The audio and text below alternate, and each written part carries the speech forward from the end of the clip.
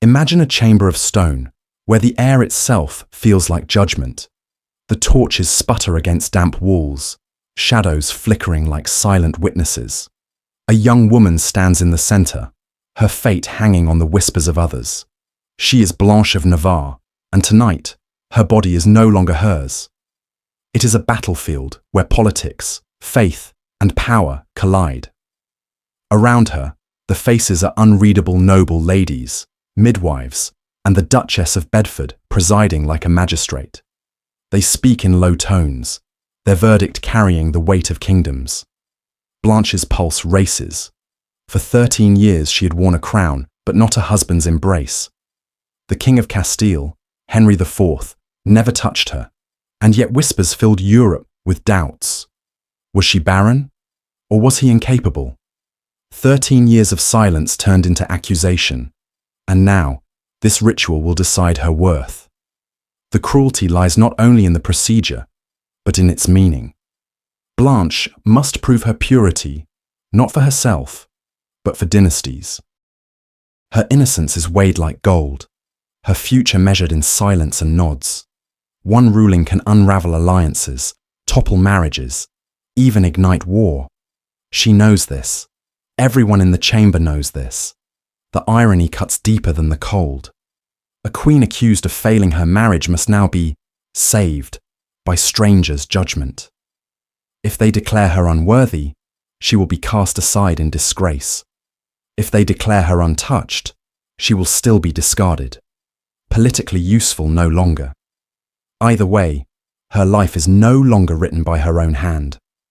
And yet, Blanche's story is not just hers. In the medieval world, women of noble blood lived under the same unyielding law. Their bodies were dynastic property. A father handed them over to a husband to a court, and a court to the church. They were not daughters, wives, or queens first. They were evidence. Blanche stands in the chamber, surrounded by silence thick enough to choke. Somewhere beyond the castle walls, kingdoms breathe and wait. Her humiliation is not private, it is political theatre. And as the women lean close, the weight of centuries presses down on Blanche, on every woman before her, and every woman to come. To understand Blanche's ordeal, we must step back and see the machinery that demanded it. In medieval Europe, virginity was not simply a private matter of morality. It was a currency, the seal that guaranteed inheritance, the invisible ink that signed treaties between kingdoms.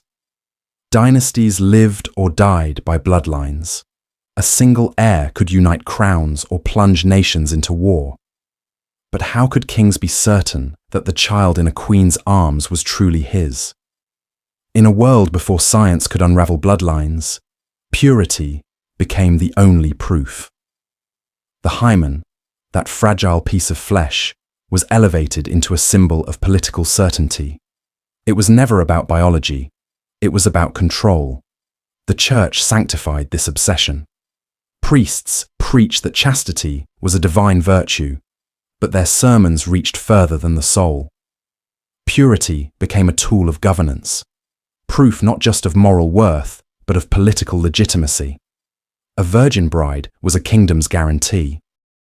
Untouched, unsullied, her womb a blank page on which dynasties could write their future. But this obsession was never confined to the royal chambers. From noble daughters to merchant brides, society measured women against this impossible standard. Families guarded their daughters as if guarding a vault of gold. Every step, every rumor, every glance could be twisted into suspicion.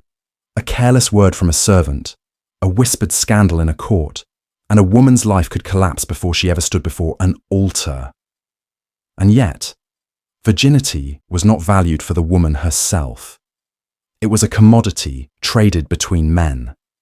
A dowry might fill treasuries, but a bride's purity sealed the bargain.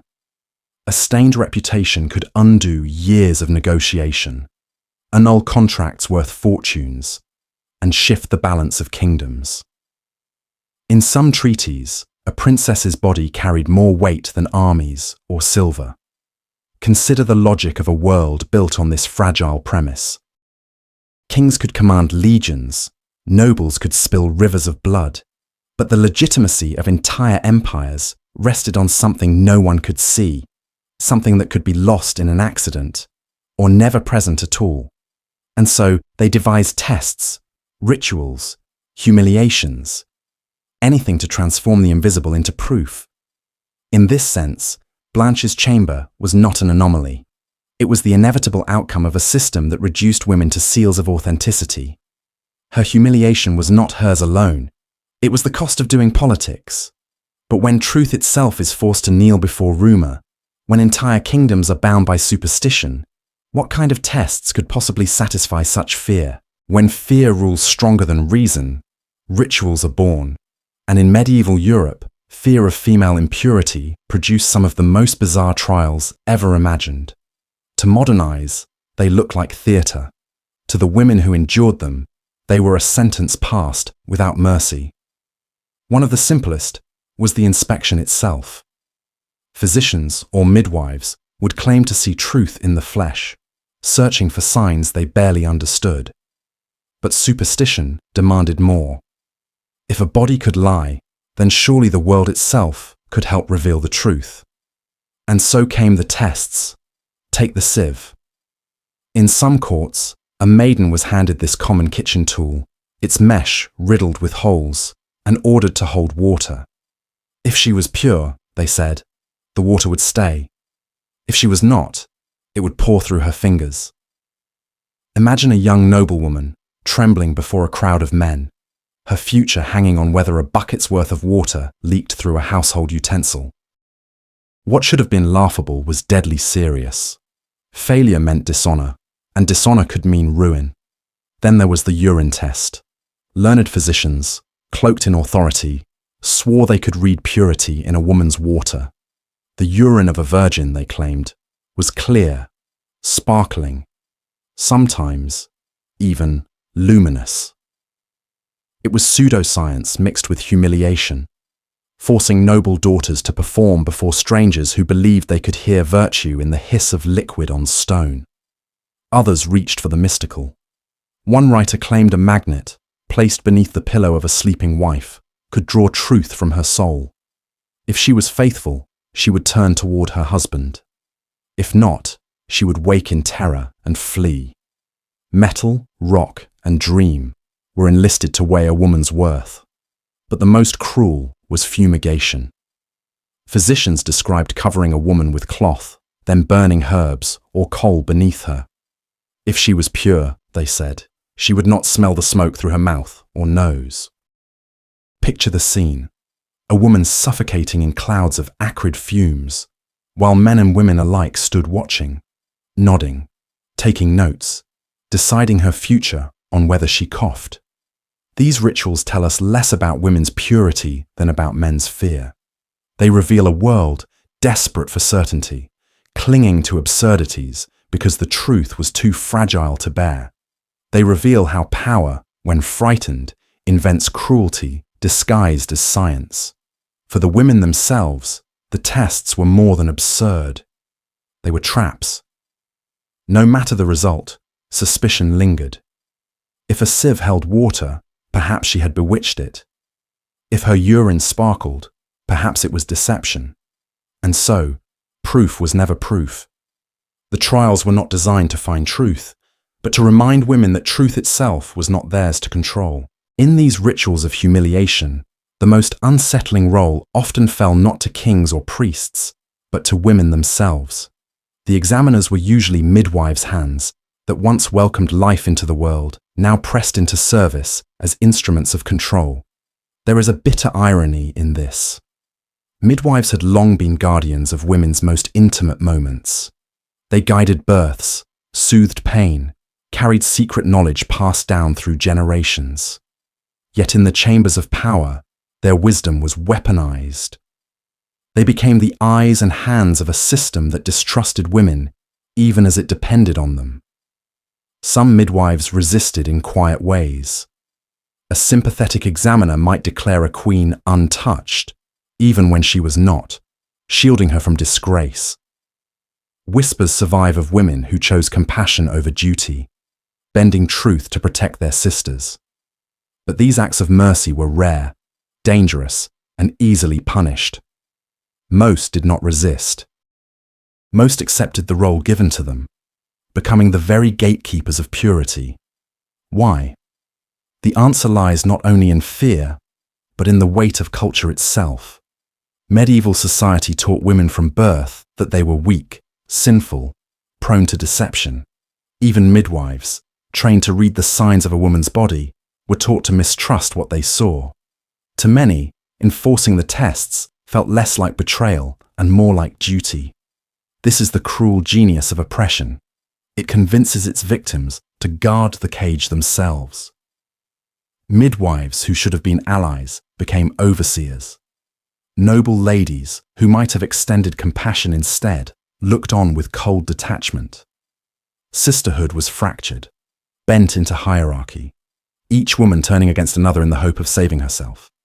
And so, Blanche of Navarre stood not only before strangers, but before women who should have understood her terror. Their silence was as heavy as chains. Their verdict was delivered without malice, but without mercy. In that chamber, there was no true solidarity, only survival. And survival meant obedience to a system that demanded women betray one another. The stakes of these examinations could not have been higher. To fail was not merely to lose honor, it was to lose everything. A ruined reputation meant exile, annulment, or death. And in the courts of Europe, disgrace did not end with the woman herself. Entire alliances could unravel on the strength of a whisper. Kingdoms could fracture on the verdict of a single test. For common women, failure often meant abandonment. A bride rejected could be sent back to her family in shame, branded as spoiled goods, her prospects destroyed. In harsher regions, she might face public punishment, stoning, banishment, or worse. Even survival was a form of slow death, forced to live as an outcast, her name forever a warning to others. For queens, the consequences were even more devastating. A failed test was not just a personal tragedy, but a political earthquake. The case of Catherine of Aragon reveals the cruelty of this system. Married first to Arthur, Prince of Wales, and later to his brother Henry VIII, Catherine's body became the battlefield on which empires clashed.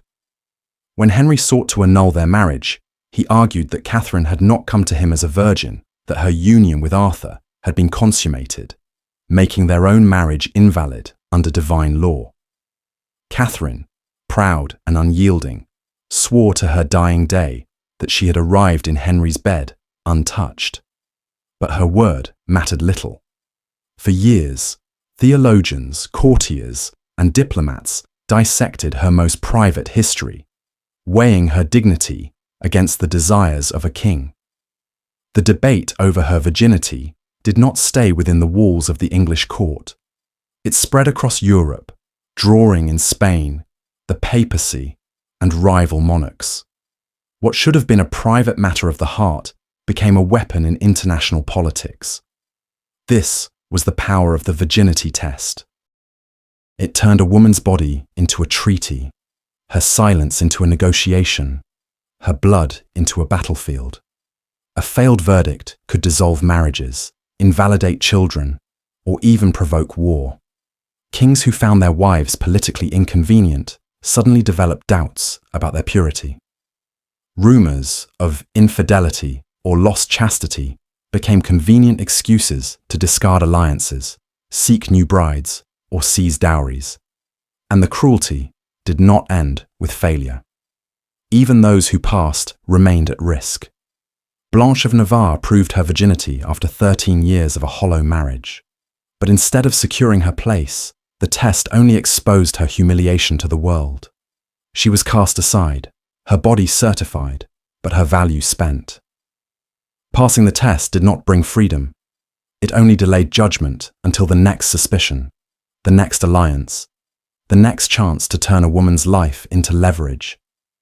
In this world, virginity tests were not about truth. They were about power.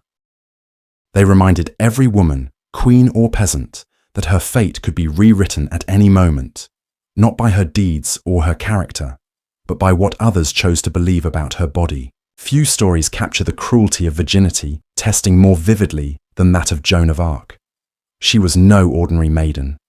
She was a peasant girl who claimed visions from God, who rallied armies, who turned the tide of France's war against England. Kings and nobles bent their ears to her words. Soldiers followed her into battle. She carried the banner of heaven itself, or so she said. But for her judges, courage on the battlefield was not enough. Faith, visions, and victories could all be dismissed if her body did not match her claims. Virgins, they argued, were less likely to be deceived by demons. If Joan was not pure, then she was not holy. And so, before she could face charges of heresy, she first had to face examination. The Duchess of Bedford oversaw the first ordeal. 2 women were called to inspect Joan, and they declared her untouched. Yet that was not the end.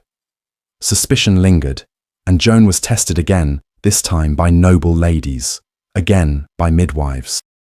Her body became a document, read and reread, until the verdict suited those in power. The irony was suffocating. Joan had led men into battle, broken sieges, inspired a nation. She had worn armor heavier than most could bear, and yet she was reduced to silence on a table, while others searched for proof of what could not truly be proved. Her hymen became the battlefield on which her sanctity was decided. Even Charles VII's court, which had crowned him king thanks to Joan's victories, demanded reassurance. They sent her to Tours, where women under Queen Yolande of Aragon's authority examined her again. Once more, she was declared a virgin, and for a moment, this verdict strengthened her claim as the prophesied Maid of Lorraine, the Virgin Saviour of France. But the English saw opportunity. When they captured her, they turned the same tests into weapons. If Joan was a virgin, they said, her visions might be divine. If not, then she was a fraud, a witch, a servant of the devil. Her very body was held hostage in a theological debate she could never win. The brutality of this system was that truth never mattered. Joan's virginity was confirmed again and again, yet her fate was sealed. She was condemned not for what she had done, but for what she represented. A woman who dared to wield power that belonged, in the eyes of her enemies, only to men. When the flames finally consumed her at Rouen in 1431, the verdict of her virginity meant nothing.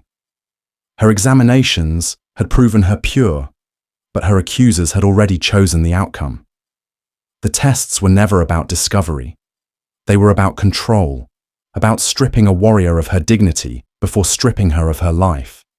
Joan's story reveals the deepest cruelty of the virginity test. It was never designed to reveal truth. It was designed to break women, to remind them that no matter how high they rose, they could always be reduced to the condition of their flesh. Even a saint in armor could not escape the chamber of humiliation. When a system is built on impossible standards, survival demands ingenuity. And medieval women, cornered by rituals of humiliation, learned to fight back in desperate, ingenious ways. Their resistance did not take place on the battlefield, but in shadows, whispers, and secret knowledge passed from woman to woman. Some methods were brutal. The Trotula, a medieval text on women's medicine, preserved recipes for deception. One trick involved leeches. A woman, the night before her wedding, could place one carefully upon her most delicate flesh, drawing blood that would crust and give the appearance of rupture. Pain was the price of survival, and many paid it willingly.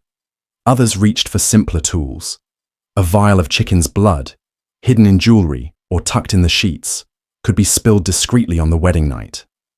In the morning, servants would triumphantly display stained linens as proof of the bride's chastity. No one questioned whether the blood had truly come from her. The sight alone was enough to silence suspicion. Even more elaborate ruses existed. Some families arranged for the marriage to coincide with a daughter's menstrual cycle, ensuring nature itself provided the necessary evidence. Others whispered of bride-swapping one woman, standing in for another during the wedding night, sacrificing herself so that a sister or cousin might keep her reputation intact. And then there were attempts at primitive surgery. Concoctions of herbs and egg whites were used as makeshift adhesives, meant to tighten flesh or mimic the sensation of virginity. Women risked infection, injury, even death in their effort to appear untouched. The body became a stage, its performance carefully rehearsed, its evidence manufactured with whatever tools were at hand. These acts of deception carried enormous risk. If discovered, the punishment was often worse than failing outright accusations of fraud. Witchcraft or betrayal could mean execution. And yet women persisted, because the alternative was unthinkable. To be labeled impure was to lose not only dignity, but also security, family, and life itself. Behind these desperate measures lies something remarkable: resilience. Medieval women lived under a system designed to strip them of power, yet they found ways to reclaim a fragment of agency. In leeches, in vials of blood, in whispered instructions passed from mother to daughter, there is evidence of quiet rebellion. Their resistance was not noble in the way of armies or kings. It was raw, painful, often degrading, but it was survival. And in survival, there is defiance. Each woman who tricked a husband, fooled a court, or outwitted an examiner was more than a victim. She was a conspirator against a world that sought to break her. The chambers of Rouen have long since turned to dust. The midwives and duchesses, the kings and priests who once dictated a woman's worth, are gone, yet their shadow remains. The legacy of virginity testing stretches far beyond the medieval walls where Blanche of Navarre, Catherine of Aragon, and Joan of Arc were judged.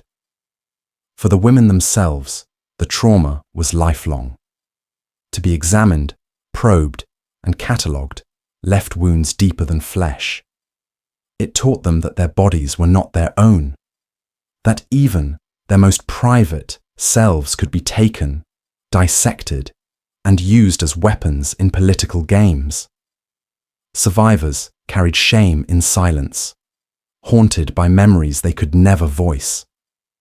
The psychological chains often lasted longer than any crown or marriage contract. But the true cruelty is how these rituals outlived the Middle Ages. In some cultures, the blood-stained sheet remained proof of honor. In others, wedding night rituals echoed the medieval obsession with visible evidence. Even today, in parts of the world, virginity tests are conducted under the guise of tradition or medicine. Doctors, courts, and families continue the work once done by duchesses and midwives, reducing women to flesh that can be certified or condemned.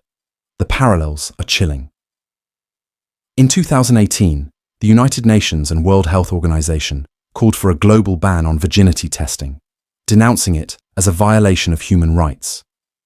Yet reports show the practice persists in Asia, Africa, and even parts of Europe and North America. The language has changed, the costumes have shifted, but the logic remains the same. Control cloaked as morality.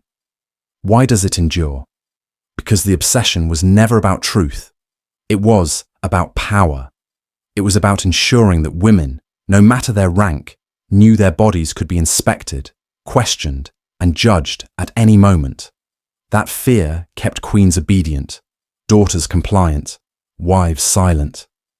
It was not proof of purity, but proof of control. And yet, amid this darkness, there is light. The courage of women like Blanche, Catherine, and Joan still resonates. Blanche endured 13 years of silence and still stood in that chamber with dignity. Catherine refused to bend to Henry's will, defending her truth until death.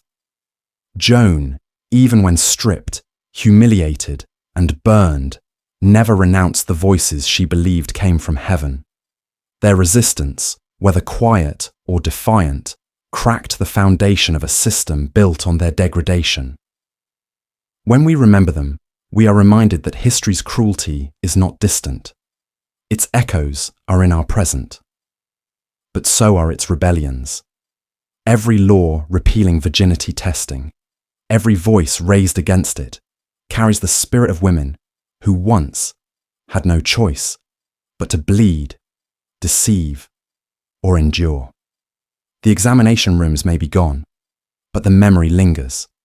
The torchlight, the whispers, the weight of judgment pressing down in cold stone chambers, all of it still speaks. Not only as a warning of how far cruelty can reach, but as a testament to how much courage it takes to survive it. Blanche trembling in silence, Catherine standing unbroken in court, Joan walking into the fire with faith unshaken. They were reduced to flesh, but they became more than flesh. They became voices carried across centuries, reminding us that no system of control, however cruel, lasts forever.